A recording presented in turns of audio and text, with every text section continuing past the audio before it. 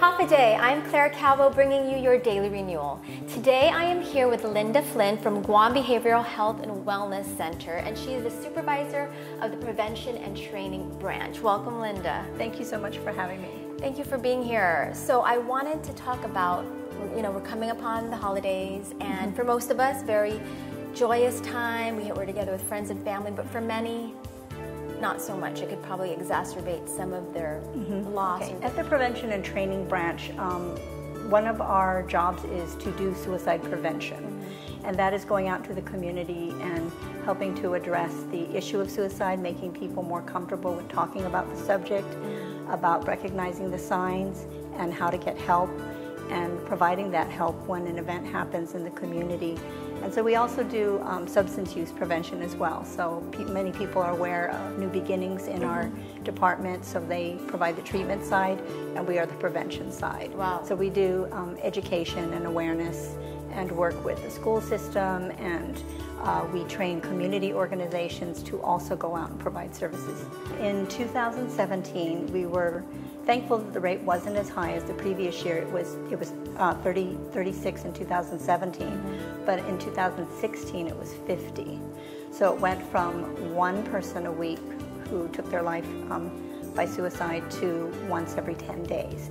And that is still a horrific number. And our rates are twice as high as the US mainland.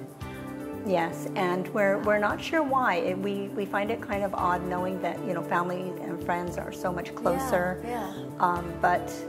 But it is a fact, and we're trying to learn more about it every day, and particularly within different segments of our community that are harder hit.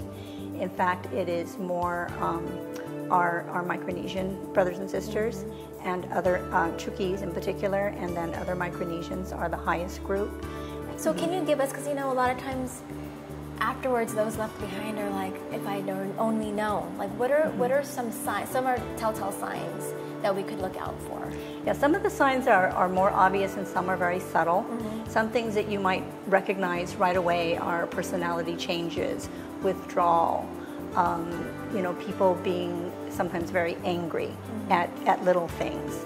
You might know obviously that a person went through a trauma or loss in their life at that time, and so their reaction, say using alcohol or drugs when they hadn't before, or using it more than they had in the past, taking risks, suddenly becoming a risk taker and doing things that they wouldn't normally do, giving away their possessions.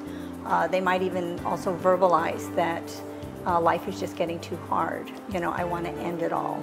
But what we want people to recognize is that when they see these signs, they need to be very upfront, to be loving, but to ask them, are you thinking about taking your life? I notice that there's a change. I notice you've been going through some really hard times. We would encourage people to reach out to their loved ones, especially people you haven't seen in a while and you know that they've gone through a difficult time in their life, whether it be job loss or loss of a family member or friend, just a big change in their life that might be hard on them. Just help people not to be alone during the holidays. And we will have, of course, our crisis helpline available 24/7, 365 days a year. And I just wanted to share the number. It's 647-8833. And so, you will always be able to get help from our agency. And some people may be hesitant about calling a local number. So we also have the National Suicide Prevention Lifeline, and that is 1-800-273-TALK. Some people find it easier to remember that, but it's 1-800-273-8255.